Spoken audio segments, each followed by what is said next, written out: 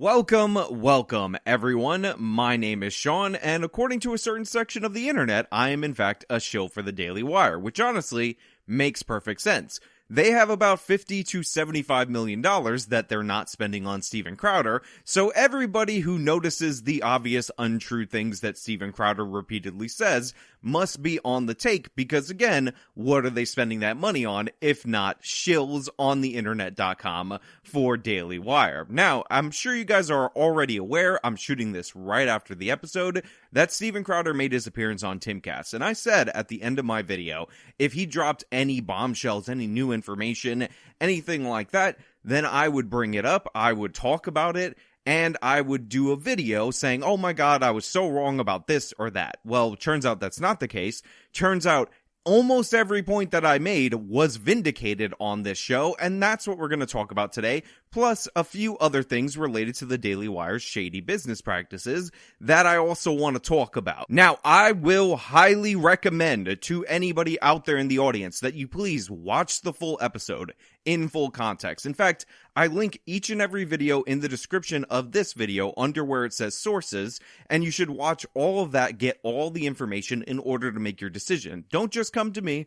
Go to all the sources and then make your decision that I'm right after you view all the wrong opinions. Now, I've seen a lot of people point out that Tim Pool did not press Steven Crowder. He didn't ask him the tough questions. He didn't go after him in the interview. But let's be clear, that's never been Tim Pool's style. That's never been the style of the show. And on Friday, just a few days before this, Candace Owens was able to say a lot of things unchallenged as well, even though there was a little more pushback here and there. To be fair, Tim kind of let her go off, so he said in that show that he was going to have Crowder say whatever he wants, basically, on Monday on his show. So I don't want to hear that Tim Pool did a bad job. He says he's on Team Crowder, but at least he let Candace Owens say her piece on Friday before letting Crowder go off and say his piece. That being said, he didn't really have to press him, even though there were some points where I was just frustrated because there was no follow-up, because Crowder basically owned up to everything, whether he wanted to or not, emphasis on or not,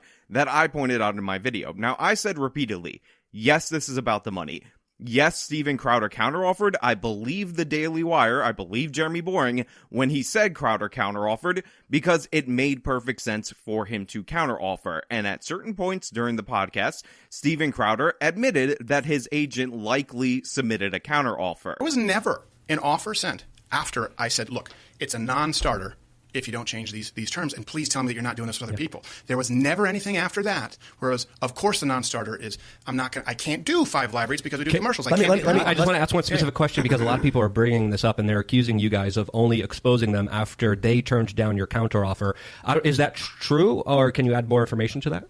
Yeah, I don't know why they're saying the timeline that he kind of gave was completely inaccurate. Yeah, there was never any counter offer from us. So there was no counter offer, because I'm seeing a lot of you guys say there was the agent. I think my agent. They sent this term sheet. The agent said, "Well, if you're talking about 100% ownership, by the way, in perpetuity forever, meaning it's a 6-year contract with no option to negotiate. They have an option to extend for 2 years, 6 years, locked in at that rate." Well, they're accusing you of counter offering. Then we can talk about the money, right? He said they came in low, and I'm sure my gay Cuban hardcore right wing agent came in high. You find that, but it's like, but there can't be any terms without this. They came in low. My agent, who's half Cuban, likely came in high. And again, this is obvious. Now, this would have been a great point for a follow-up question. It did not occur here.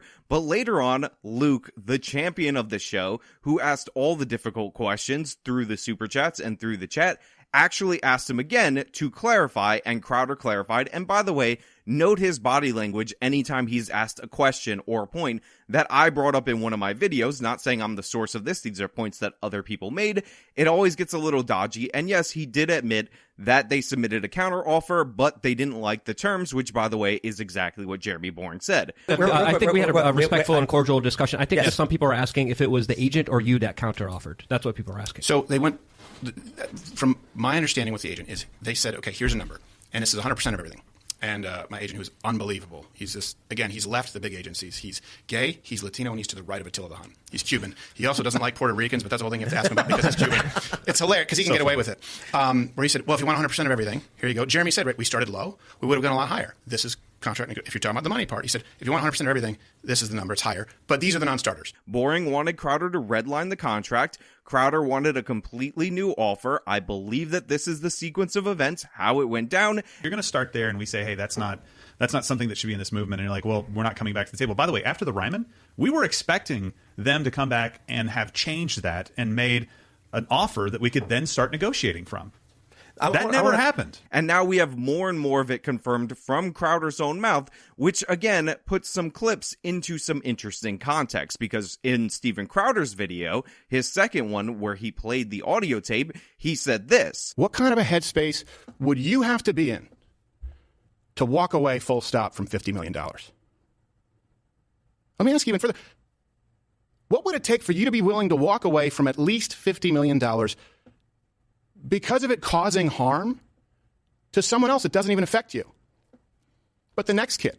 Now I ask you, does that make sense, knowing now from Steven Crowder's own mouth that his agent felt like he was lowballed and then he highballed the Daily Wire? Does him saying, imagine walking away from $50 million, which presupposes that it's a good dollar amount, and Crowder says it's not about the money and the money's good, it's about the next guy, makes sense now that you know that Crowder counteroffered? On top of that, I also was very, very sketched out by Jeremy Boring saying that Steven Crowder promised that he could deliver 350,000 paid subscribers day one. I said this number was ridiculous. And again, this only comes from Jeremy Boring, so we don't know if Crowder actually said it. Well, guess what? In this podcast, Steven Crowder actually said it. He said the 350,000 number, and the metric that they use to determine that this number is real is ridiculous. So let me play that clip for you so you know that Crowder's saying that he can deliver this many subscribers, and then I'll tell you what that's worth, and then you'll tell me how it obviously makes no sense for Steven Crowder to ask for more money, even though that's totally misaligned with what the Daily Wire offered him. Well, they're already going to be doing over 300,000 Mug Clip subscribers day one, right? Is there any portion there that says, by the way, if you actually do have the 300, which is well over 300,000 people who said we're going to be in Mug Club. So some quick maths, 350,000 subscribers at $10 a month equals $42 million a year. $42 million a year. Crowder was offered $12.5 million total, and that includes his production budget from the Daily Wire. Of course, he asked for more money. If he actually believes this number, it makes perfect sense for him to ask for bare minimum a guaranteed $30 million. So these are just facts. This made sense all the way through. Anybody that's in the industry looking at the numbers, looking at the breakdown, knew that even if you lowballed Steven's subscribers to 1 to 2% of what he could get in terms of his YouTube subscription base, meaning that his subscription base is 6 million, so then he gets 60,000 or 120,000, that would be 2% of his YouTube subscriptions, then he would be worth significantly more than the Daily Wire offered, because of course it's the money. Of course the money is important. Of course Crowder counter-offered. He would be an idiot to not counter-offer. This is why I knew, and I say knew for a fact, that this was incredibly disingenuous. What kind of a headspace would you have to be in to walk away full stop from $50 million? Let me ask you even further. What would it take for you to be willing to walk away from at least $50 million because of it causing harm to someone else that doesn't even affect you, but the next kid? Yeah, I would walk away from $50 million over the course of 4 years, aka $12.5 million a year, if I thought I could make $42 million on my own. Everybody would.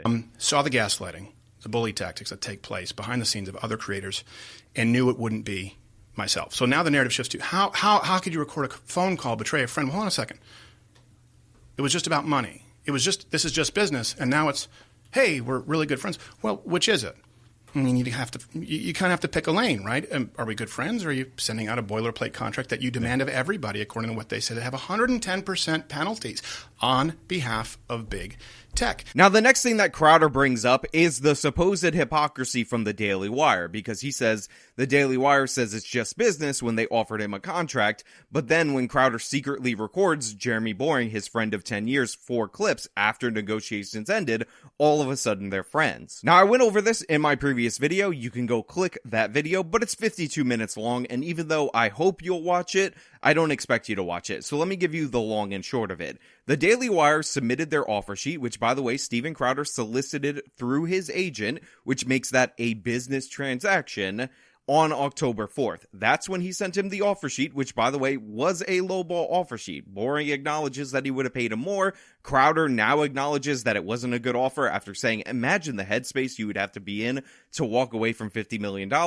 Everybody understands that is the lowball. That's the business aspect of it. When your agent says, hey, my guy's a free agent, he wants an offer from you, can you put something together? That's business. Now, I have issues with that contract. I laid it out. There is not enough personalization for Steven Crowder, and I 100% understand why Crowder would feel disrespected when you include a provision for YouTube demonetization when Crowder's been demonetized on YouTube for years. This is the same point that I made about Candace Owens and the Facebook demonetization. This kind of thing shouldn't be in there. If you do business like this, cut it out, because what you end up doing is showing people that you don't care about them as a person. I likened it to when you apply for a job and they throw your resume in the trash because you didn't write a personalized cover letter to work at McDonald's at that location on why you love the company so much.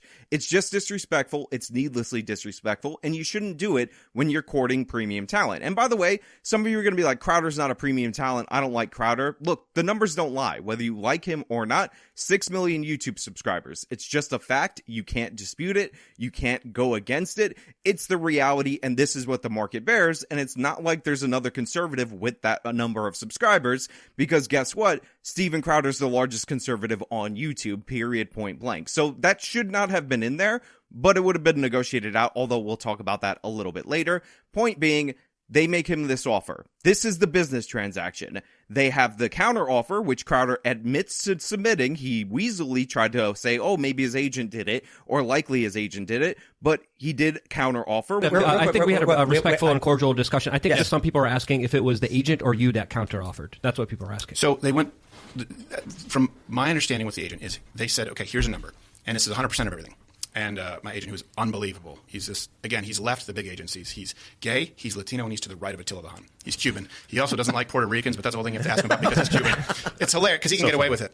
Where he said, well, if you want 100% of everything, here you go. Jeremy said, right, we started low. We would have gone a lot higher. This is contract. If you're talking about the money part, he said, if you want 100% of everything, this is the number. It's higher. Anybody with a brain knew, of course, he counter offered, and then the negotiations fall apart. Fast forward 2 months later, Crowder calls his friend in January of this year. I think they said January 9th or January 7th. I always mess up that date, so I apologize for the inaccuracy there. And this is where he calls his friend under the guise of a personal phone call where they talked about their kids and Christmas, and then he's trying to bait him into saying something that's bad. You know, like young talent, they don't get deals like this. So they don't get deals that... They can be wage slaves for a little bit, come over and make a salary and grow their brand. that you then own. Well, I own parts of it. I don't own it. They can, when their contract's up, they can still go out and they'll still be famous. They can keep doing their shows, so go do a show somewhere else. They'll be in a far, far, far better place. You help make them. No, not long at this contract. This contract owns it in perpetuity even after the contract. You're paying a lease but getting ownership. That's what this contract is. On the content that we paid to produce, yeah. And I talked about how everything Boring said, including the wage slave clip, isn't actually that bad. What Boring essentially said is that when you're new and up and coming, we pay you a salary, we build your brand, you don't get a percentage of that, you don't get the premium talent treatment or anything like that, but after you leave, you're still famous, so you benefit from it. I laid it out in greater detail in that previous video. Again, you don't have to watch it. That's the long and short of it. But yeah, that's what Crowder did. That was the personal violation well after the business negotiations were over. So while I understand why Crowder would have been upset by the generic nature of portions of his initial offer sheet, and by the way, I was moved on this, credit to Lauren Chen, by her stream. I suggest that you watch it. I don't see how any logical thinking person cannot draw a line, cannot draw the delineation between the things that happened during the business negotiation and calling somebody a month after you register a domain called stopbigcon.com, under the guise of a personal conversation that you've known for 10 years, talking to that person about family and Christmas, and then going off on this sanctimonious rant about how it's not about you, it's about the next generation, just to generate a clip of them saying something bad and not even getting anything out of it. Offer that came through after I said, these are the non-starters. The penalties for big tech, right? The owning of people's names, image, likeness, their platforms are in perpetuity long after they leave. I said, then we can talk about the money, right? He said they came in low, and I'm sure my gay Cuban hardcore right-wing agent came in high. You find that, but it's like, but there can't be any terms without this. Once I said that can't happen, these terms, the big tech penalties, that's when talks completely stopped. It was never changed and said, of course, all these. It's like you saw in their first video. We have to make money. They outright said that fee structure couldn't be changed. Yeah, there was never another offer after that. Now, the next thing I want to point out is this idea that the Daily Wire wouldn't budge on any of the terms in the term sheet. This is just completely false. Now, I'm not just taking Jeremy Boring's word for it, I'm thinking about it logically. One of the terms is that Crowder would receive a 25% deduction in his pay in the fee that goes to Crowder. The fee refers to Crowder's pay, or the pay for his production company, if he were demonetized on YouTube. Now, we know Crowder's already demonetized on YouTube. What is the point of having a contract negotiation that automatically deducts 25% of your pay? Do you really think that the Daily Wire, who are savvy business people, would be able to get Steven Crowder, a premium talent with representation, to sign on to a deal that immediately deducts a quarter of his income day one? Obviously, this is not the case, not to mention the fact that we have Candace Owens talking about how Facebook, which demonetized her, was also in the offer sheet, and she had that stricken from there. I got the same stuff that made no sense. You'd say, just like you said, this makes no sense because I'm already demonetized from YouTube. That was my circumstance for Facebook. They had a thing about demonetization for Facebook. My lawyer went back and said, Candace is already demonetized on Facebook. And they went, oh, that's right. Strike it from the clause. And you could say you don't believe her and all of that, but in reality, one argument makes way more sense and the other just doesn't. Crowder would not be taking an offer that immediately deducts 25% of his pay. Again, this is the generic cold-blooded business portion of the contract. It's disrespectful for them to not take that out in advance, in my opinion. Again, been moved on that specifically, and they should have taken it out for Candace Owens because she's also a premium talent. It's just a fact. Again, you don't have to like her. You just have to acknowledge the level of fame that these people have and how you're supposed to deal with them.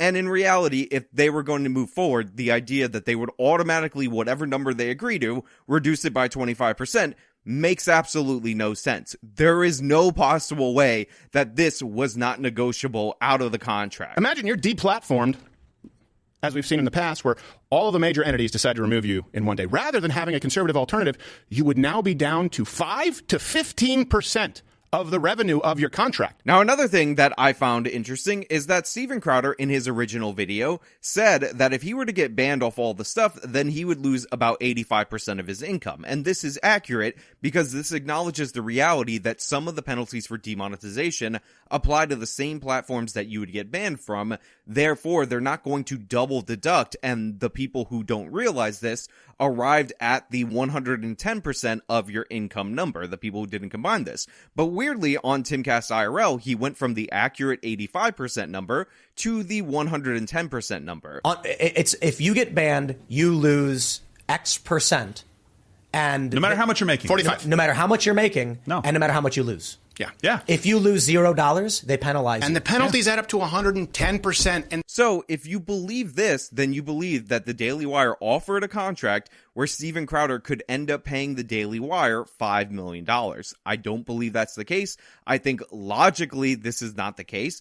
And even if you think that all the percentages compound, that if they took a 25% deduction from the fee, which is the $50 million, which would be a $12.5 million deduction, wouldn't it make sense that the new fee would be that reduced amount and then the percentages would come out of that fee? Again, the contract, or this portion of the contract, I know people are saying offer sheet contract. We understand that they're quite similar. It's an opening offer. That's what we're going to call it. Obviously is not clear enough in the language, even says we will go into more detail in there, that you don't know the answer to these questions. But wouldn't it make a lot more sense for the next percentage deduction to be a percentage of the remaining fee. Like, I don't know. Maybe I'm crazy. Maybe it definitely was like 110%, and they weren't going to negotiate out the 25% for YouTube demonetization, because I don't know if you know this, they were expecting Crowder to sign a contract that immediately reduced his pay by 25%, which, by the way, is 1 year. It was a 4-year term. But, you know, call me crazy for thinking that's ridiculous and Crowder would never sign it. But okay, sure.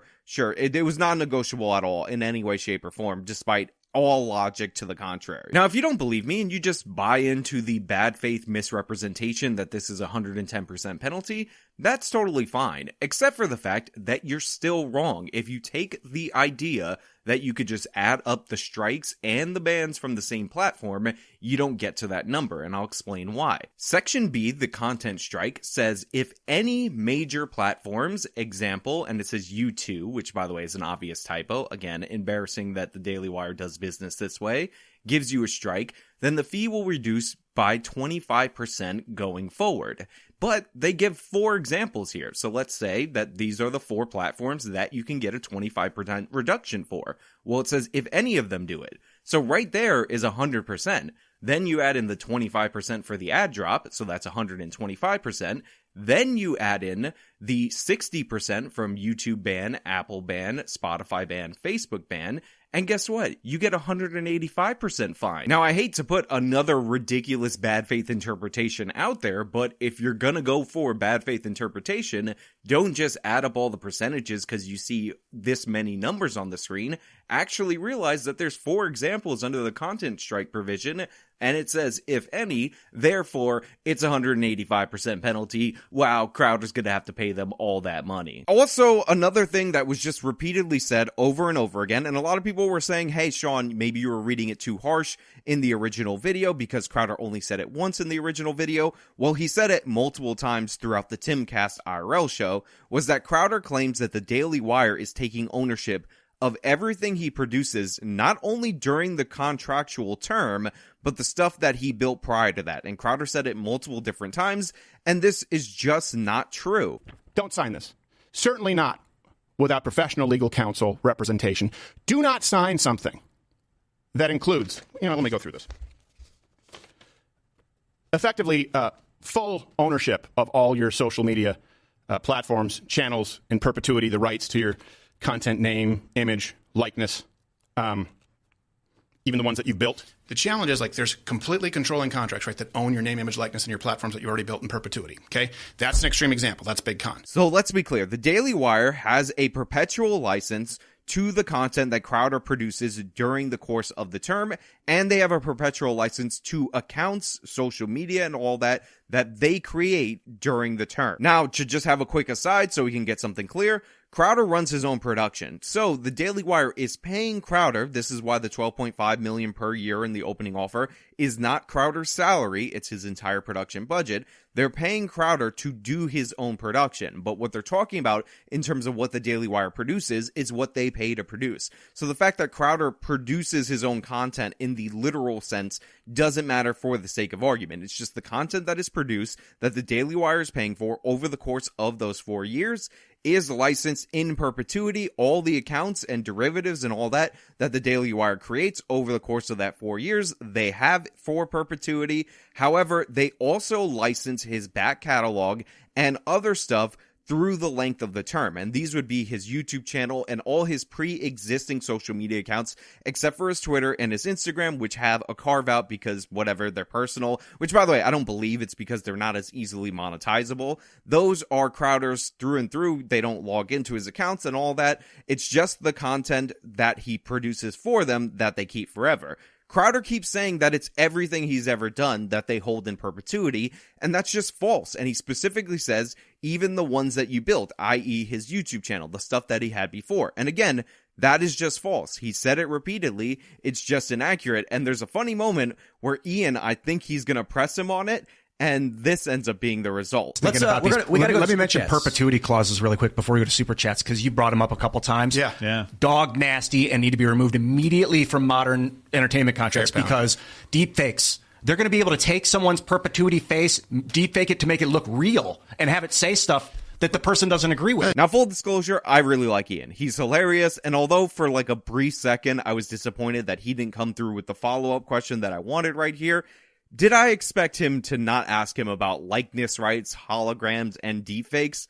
No. This makes so much sense. It's such perfect sense. This is such a crucial issue where Crowder's being dishonest, but Ian does his own thing, marches to his own tune and all that. So of course he's brought up deepfakes and all this stuff related to likeness and all that. So I appreciate Ian for that. He's an absolutely great guy. Again, no hard feelings, even though I was definitely not in the moment happy that he didn't ask the follow-up that I wanted. And a lot of people are asking about Not Gay Jared in the comment section. Can you guys clear up what's happening in that situation? Some people are saying that there's an NDA.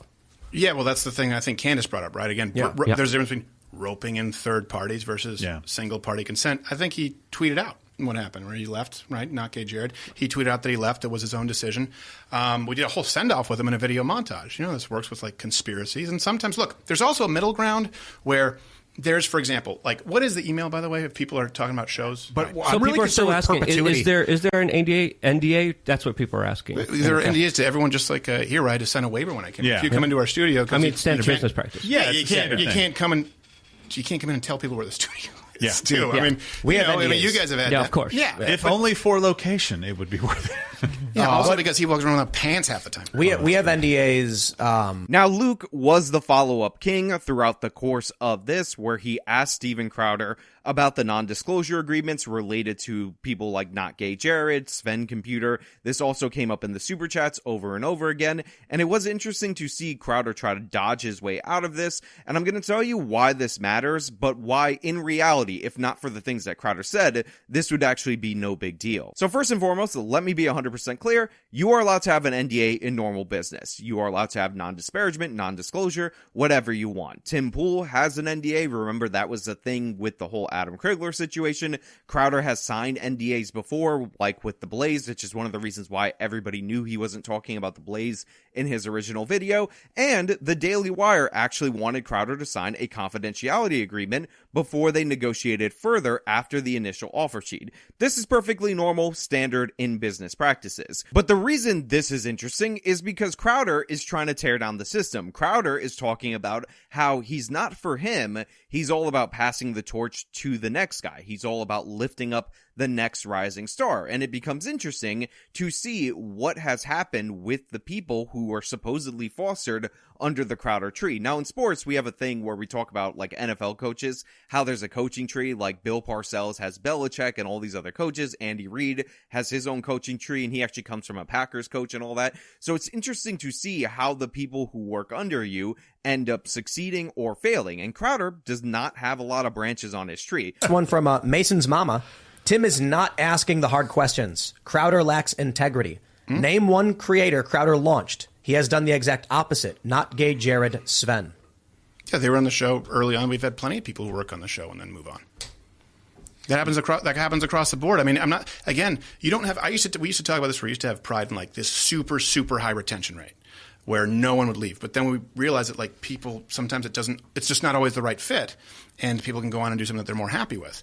Again, we did a whole send off with Not Gay Jared. We've had other people too who've been on.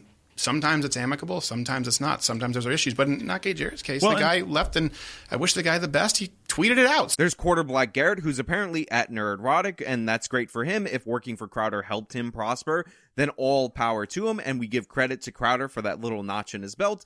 But the thing is, the bench that Crowder's talking about is pretty damn thin. The bench that Crowder's talking about is basically Quarter Black Garrett, maybe, and all these other people who kind of left the space specifically, which is something that Crowder complained about and said is really sad due to companies like the Daily Wire. However, if you look at the Daily Wire's bench, it is undeniably better. I mean, Brett Cooper alone plucked out of obscurity 1.72 million subscribers on YouTube. Rising star, the Daily Wire promoted her, they made her into a brand, and she'll be able to take that fame with her if she decides to leave Daily Wire at the end of her contractual term. The Blaze, love him or hate him, has also generated stars, love her or hate her, but Tommy Lahren, some 20-year-old that they plucked out of obscurity, they turned her into a star who is so bitter about her original contract that she essentially kamikazed herself on The View just so she didn't have to work for the Blaze for like the last 6 months of her deal, and now she's over at Fox News. So there are people who have been built up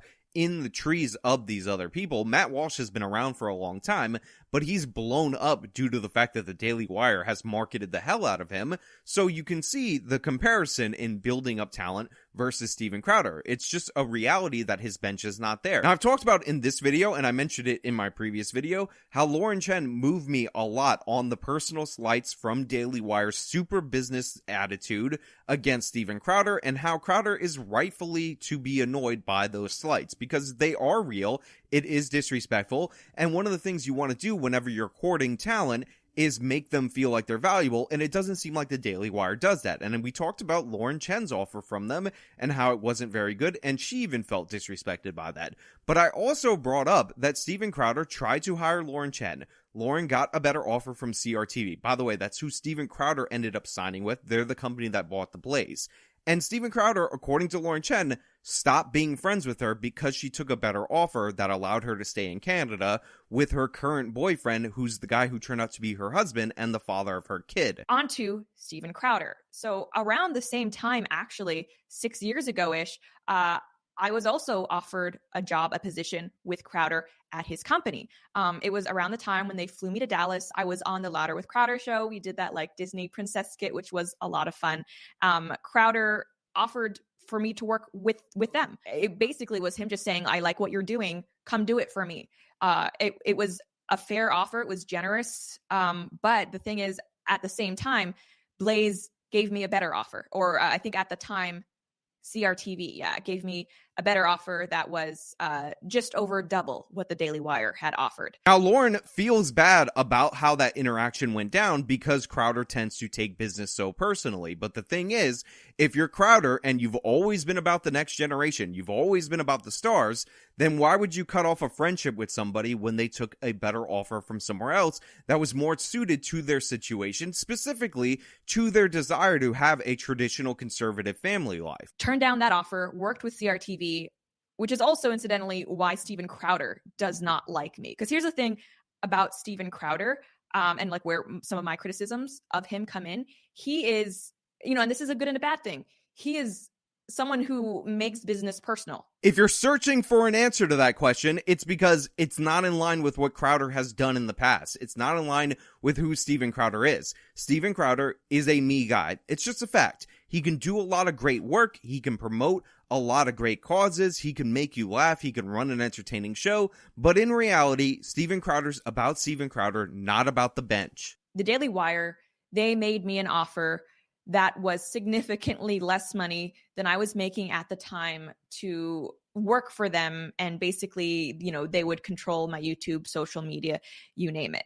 And at the time, the offer was so much lower and more restrictive than what I was doing. I just flat out said, thanks, but no thanks. Like, not interested, support you guys in what you do, but, that's not going to work for me.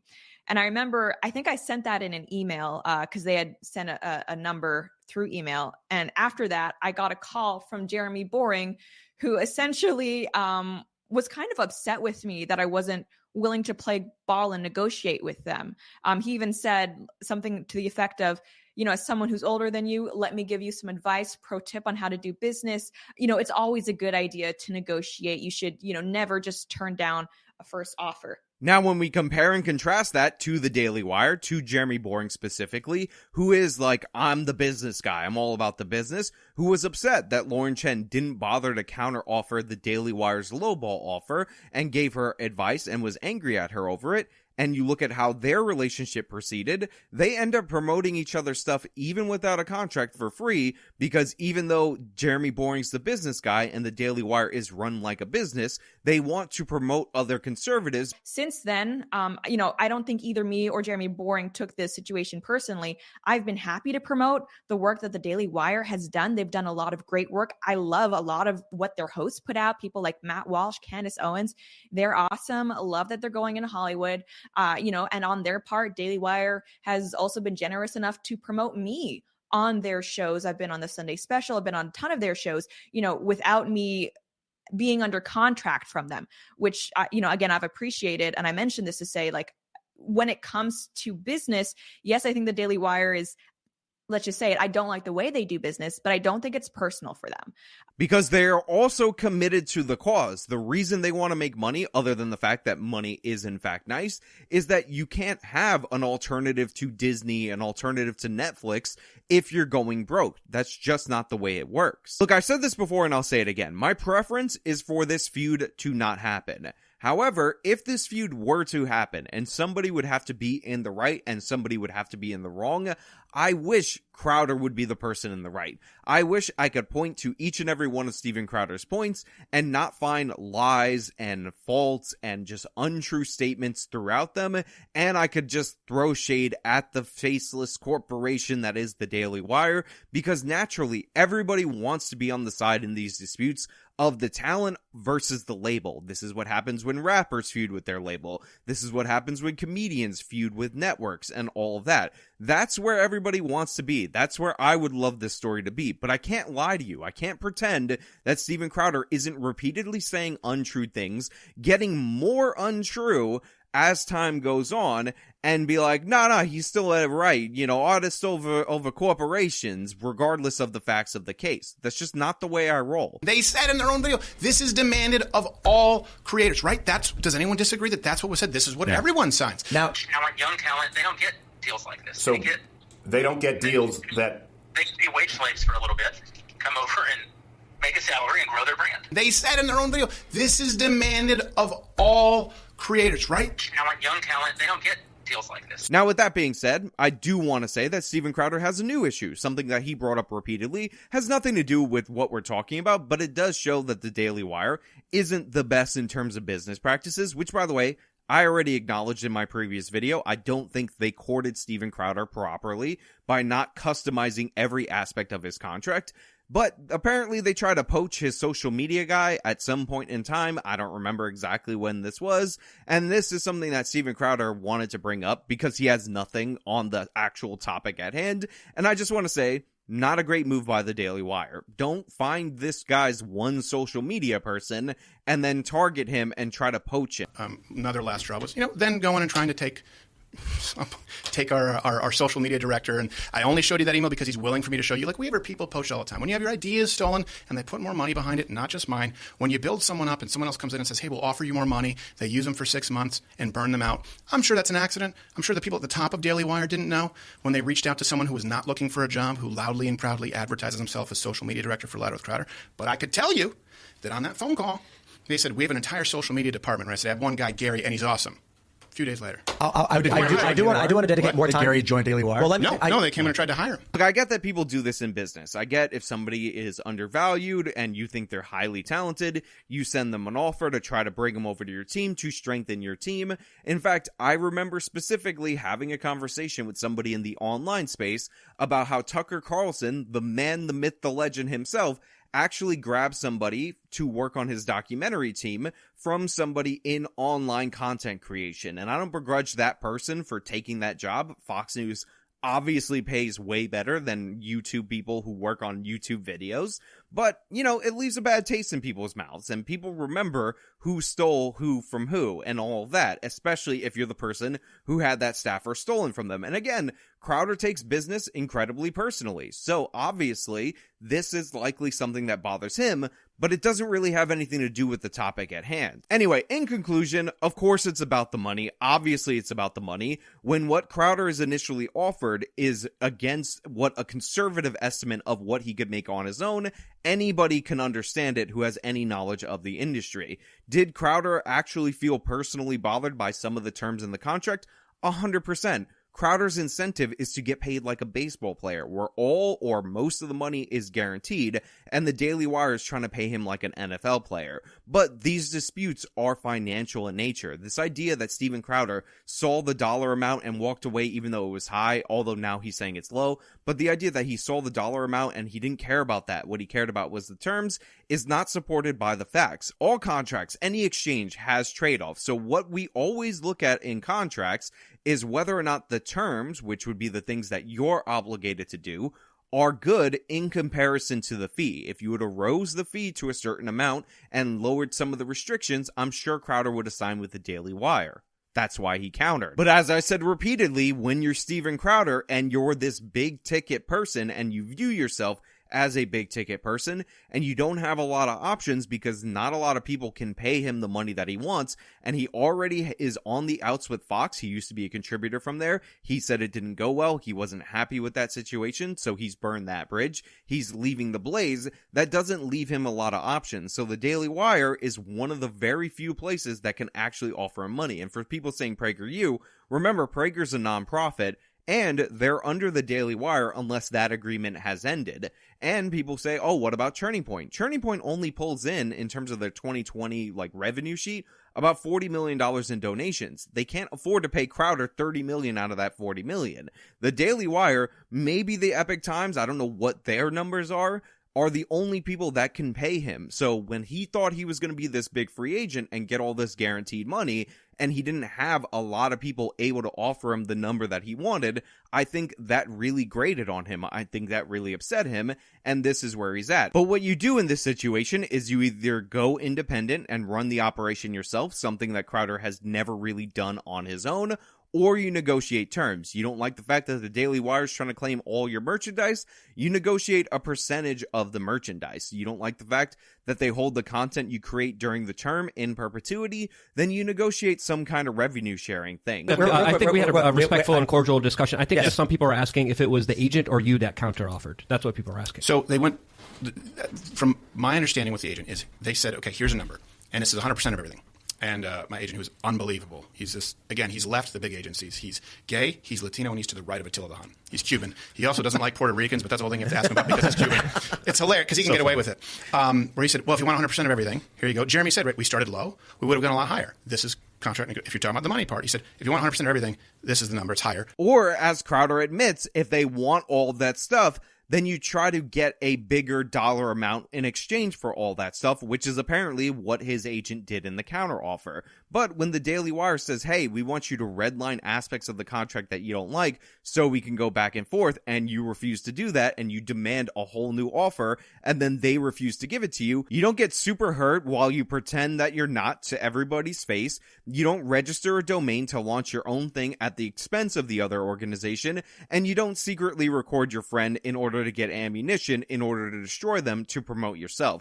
These are the things that Crowder did do. These are the problems that I have with Crowder, and everything that he said throughout the course of the TimCast podcast proved my previous video correct. But hey, those are just my thoughts. Let me know your thoughts down in the comments below. If you like this video, then show me by leaving a like, subscribe for more content, follow me on all my social media, support me via the support links in the description box of this video. This has been me talking about Steven Crowder on TimCast. Till next time.